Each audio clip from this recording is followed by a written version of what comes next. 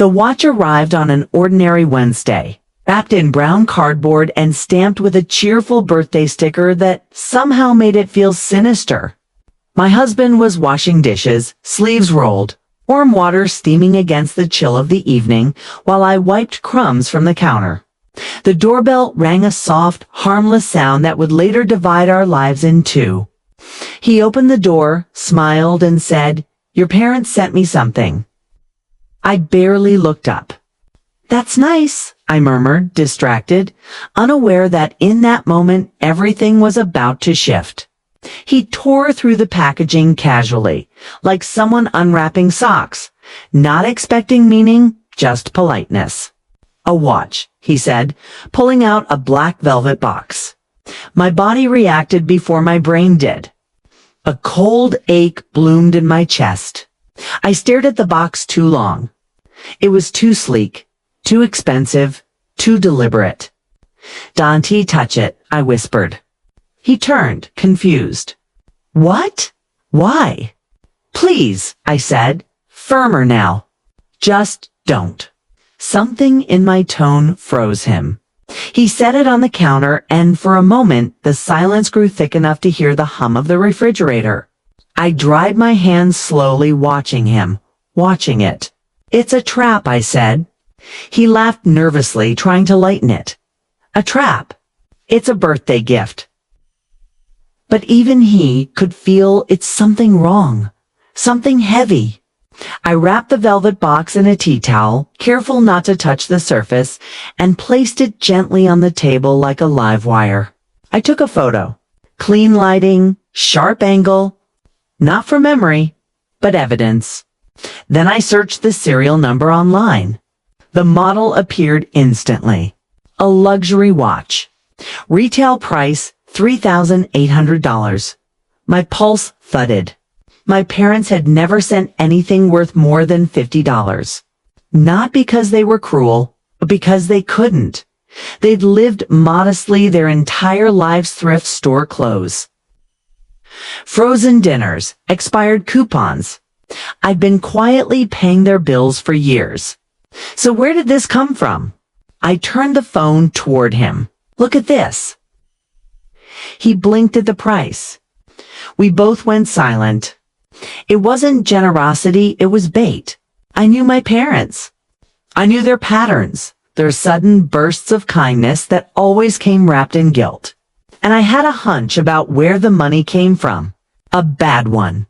We didn't argue that night. We just sat there, the smell of frozen pizzas still clinging to the air, and watched that box like it might move. My parents had always claimed fairness, said they treated me and my brother equally. That wasn't true. I got responsibility. He got excuses.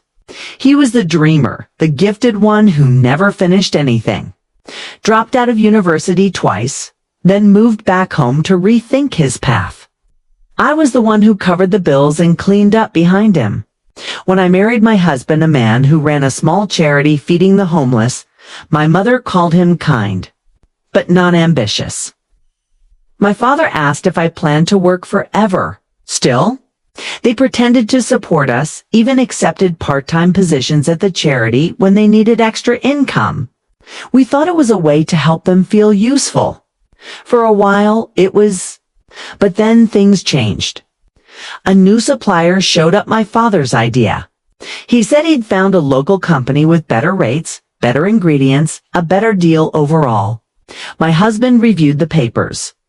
Everything seemed clean. We trusted him. 3 months later, people got sick. Not dozens, just enough to raise alarms. The complaints began quietly. Stomach cramps, vomiting, dehydration. One man ended up hospitalized. My husband ran an audit. What he found made him pale. The supplier was swapping out ingredients, cheap, expired meat disguised under new labels, and still charging us premium rates. When he confronted my parents, they defended the supplier aggressively. "It's a misunderstanding," my mother insisted. "You can't just ruin a partnership," my father snapped. The tone was wrong. Too sharp, too desperate. He wasn't protecting a supplier. He was protecting himself. A week later, as we prepared to terminate the contract, the watch arrived. Coincidence? No, it was a Messiah's silent bribe wrapped as a birthday gift. The next morning, we didn't speak much. He brewed coffee. I burned the toast. We both stared at the box sitting on the counter untouched. I wrote 2 letters before leaving for work: formal, polite, absolute. When we arrived at the charity office, my parents were already there, pretending to work. My mother reread the same email. My father scrolled through his phone with a spreadsheet open on his screen. We didn't stop to greet anyone. My husband set the box on the staff room table. I placed the letters beside it. "Open them," I said. My father frowned, unfolded the papers, and his face shifted. My mother's lips parted, breath catching. "You're firing us." She whispered. "Yes," I said. No hesitation. Effective immediately. My father's chair scraped against the linoleum. "We're your family, not anymore." His eyes narrowed. "We've done nothing wrong." I showed them my phone, the photo of the watch, the price tag, the proof. "Where did this come from?" They stayed silent. "You couldn't afford to fix your boiler last winter." "I paid that bill." "So where did you get thousands for this?" My mother said it was a gift. My father muttered, "You're making it ugly." "Ugly," I repeated. "You took money from that supplier, didn't you?" Neither answered. Then my mother slipped. "We were only trying to help your brother." The air drained out of the room. "What does he have to do with this?" I asked. No response. "People got sick," I said. "Someone ended up in the hospital." My father clenched his jaw. "You care more about appearances than family." "No," I said. "I care about what's right." They left in silence. No door slamming, no dramatic goodbyes, just quiet defeat. That was the moment I stopped being their daughter. That night I felt no guilt, only exhaustion. The next morning, the pounding on the door woke me. My brother stood there, red-faced and furious. "What did you do?" he demanded. "You got us into trouble." I didn't flinch. "Good morning to you too," I said. "You canceled the contract," he snapped. "Do you have any idea what you've done?" My husband appeared behind me. "Why don't you tell us?" "You've ruined everything," my brother said. "Those people, the investors, they want their money back. They're not patient or polite." His tone made my stomach turn. "You took money," I asked. "You pushed that deal for a payout?" He folded his arms. "I was helping the family." "No," my husband said calmly. "You were helping yourself." My brother's jaw tightened. "If you bring them back, this can still be fixed." "We're not bringing them back." His eyes hardened. "Then you should think about what happens next." It wasn't a threat, not directly, but it landed like one. 3 days later, the attacks began. Anonymous posts on social media. Fake accounts claiming misuse of funds, accusing us of corruption. Ask where the Rolex came from. Viewer donations are feeding their greed. Photos of the watch appeared online, blurred but recognizable. Sponsors panicked. To paused funding. An upcoming event was canceled quietly. The whispers spread faster than truth ever could. By the end of the week, our charity's reputation was bleeding out. Volunteers were scared. Staff morale shattered. My husband tried to keep calm, but I saw the strain in his eyes. We'd built everything on honesty now. That was being used against us. Then the phone rang. The Department of Charitable Oversight. They wanted a conversation. Anonymous tip. Potential mismanagement. I sat in silence after hanging up the hum of the office, feeling suddenly too loud. My parents called next. I didn't answer. Then came the email short. Cold, unsigned, reinstate the supplier. Restore our positions and the attacks will stop. I laughed not from humor, but disbelief. They thought blackmail could rebuild what they'd already burned. My husband sat beside me quietly. "We should report it," he said. I nodded. "Tomorrow?" We barely slept. The next morning, we went to the police with everything: the supplier records, messages, screenshots, fake reviews, the email. The officer who took our statement didn't look surprised. "You're not the first," she said. "But you did the right thing." Her calmness gave me strength. As we left, I looked back at the glass door of the station. It didn't slam behind us. It closed softly, like a chapter ending. What came next? I didn't yet know. But I knew one thing for certain. The truth was finally on our side. The silence after the police station felt heavier than the air itself. We didn't speak much on the drive home. My husband's hands gripped the steering wheel too tightly.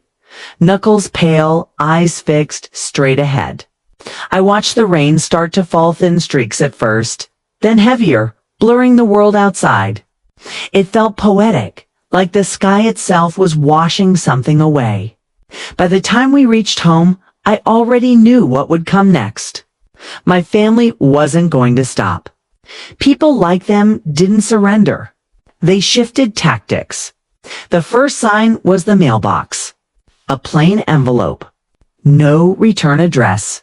Inside photos. Me at work. My husband walking home. Blurry shots from a distance taken without permission. A note written in block letters. "Stop before someone gets hurt." My hands trembled as I showed him. He stared at the words for a long time before saying, "We can't back down now." I agreed, even though fear sat like a stone in my stomach. That night, the power went out. Not citywide, just our house.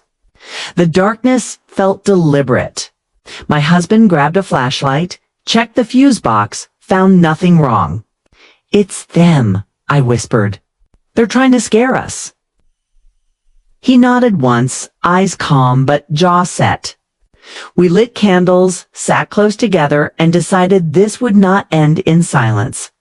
The next morning, he went to meet the board members of our charity. I stayed behind 2 draft statements. Collect proof, prepare press contacts. But halfway through the morning, I got the call. The hospital's voice was polite but strained. "Mrs. Khan, your husband's been admitted. There's been an incident." My mind went blank. The world narrowed to the sound of my heartbeat. When I reached the hospital, I found him bruised but conscious. He tried to smile. "They jumped me," he said weakly. 2 men took my briefcase. My knees nearly gave out. "Did you see their faces?" He shook his head. "Just voices. They said, 'Message from the family.'" I felt the blood drain from my body. That was the moment I realized this wasn't about shame anymore. It was control. They wanted power back, and they didn't care how they got it. I stayed by his side until midnight, his hand in mine, the machines beeping softly. When he finally fell asleep, I walked out into the hospital corridor, pulled out my phone, and opened my camera roll. The watch photo stared back at me. That stupid, beautiful, cursed thing. I uploaded it online. Public post. No filter, no caption, just one line. This was the price of silence. Within hours, it spread. People asked questions. Volunteers defended us. Journalists reached out. Truth moves slowly, but outrage travels fast. The next day, an anonymous number texted me, "Take it down or it gets worse." I didn't reply. Instead, I called the officer handling our case and told her everything. She asked me to come in immediately. When I arrived, she handed me a folder. "We've been digging into the supplier," she said, "and you were right.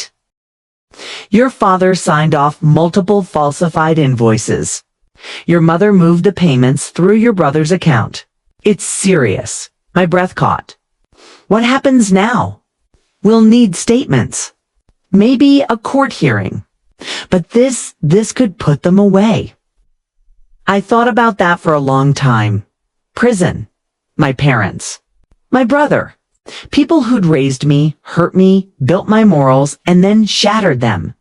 Do what you have to, I said quietly.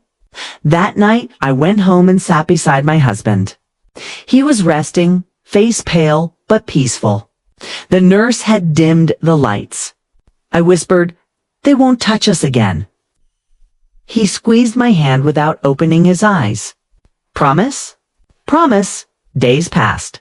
News broke. Local papers picked it up first. Charity exposes internal corruption. Then regional channels. My parents' faces appeared on screens. Blurred at first, then clear as the investigation deepened. My brother disappeared his apartment, empty, his phone disconnected. The police were looking for him too, and me.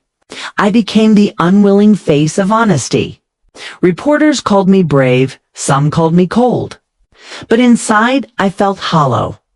Because no one really wins when the people who raised you become the villains in your story. One afternoon, I got another envelope. No note this time, just a photograph of my brother sitting in a cheap motel staring at the floor. On the back, scrawled in my mother's handwriting, "He needs you."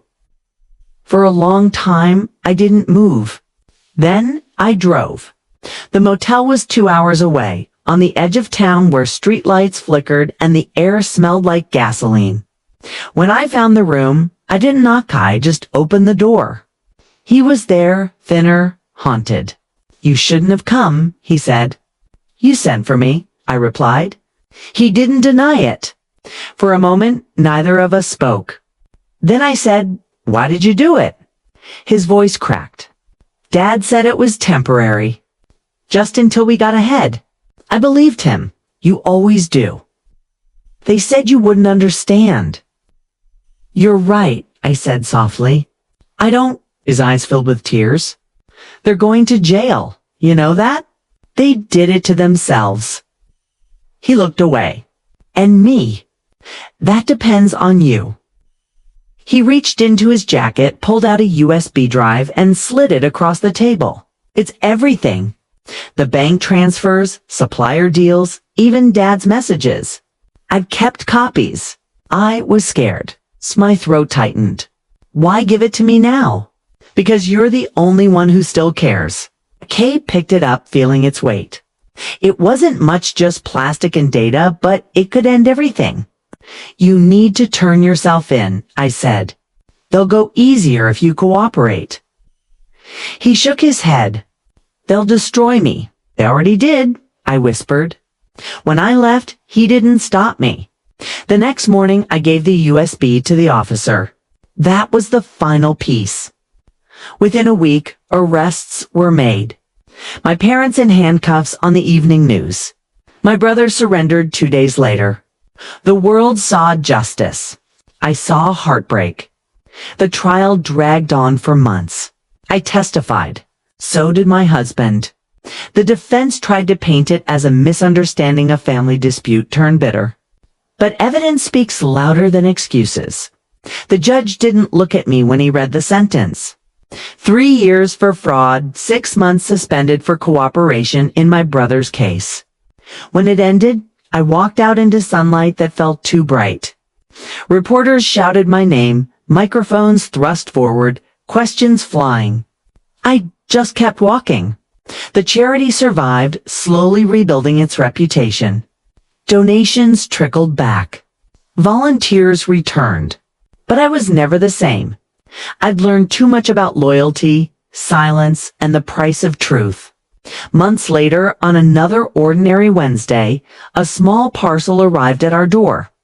My husband froze when he saw it. We stared at it for a full minute before opening it together. Inside was a single envelope. No watch. No trap. Just a handwritten note in my mother's familiar looping script. "You did the right thing. I hope one day you'll forgive us." I read it twice, then folded it neatly. "What does it mean?" My husband asked. It means, I said quietly, they finally understand. He smiled faintly. Do you? I looked out the window. The world was calm again. The air smelled of rain and peace. I think so, I said. But understanding doesn't mean forgetting. That night, I placed the note in a drawer beside the photo of the watch. A reminder of what truth costs Sund, what it saves. Before turning off the light, I whispered to myself, they wanted to teach me a lesson. And they did. Just not the one they planned. Years later, I visited the charity's new branch, our dream, finally rebuilt, brighter than before. Children played in the courtyard, volunteers laughed in the kitchen, and sunlight poured through the open windows like forgiveness itself. My husband walked beside me, his arm warm against mine. You ever think about them? He asked quietly. I smiled faintly. Every day. But not with anger anymore. The truth was, I had visited my parents once after their release. We didn't speak much. My mother's hair had turned silver.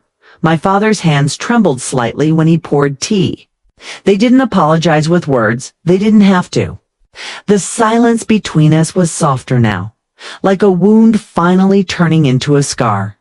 When I left that day, my mother touched my wrist and said, "You became stronger than we ever were." I hadn't answered then, but I understood now. Strength isn't loud. It's quiet, steady, and built from pain that doesn't win. As we locked up that evening, my husband said, "We did it." I looked around at everything we'd rebuilt and whispered, "No, we survived it tanned. That's even harder." Outside, the sky glowed gold. The past didn't chase us anymore. It finally let us go.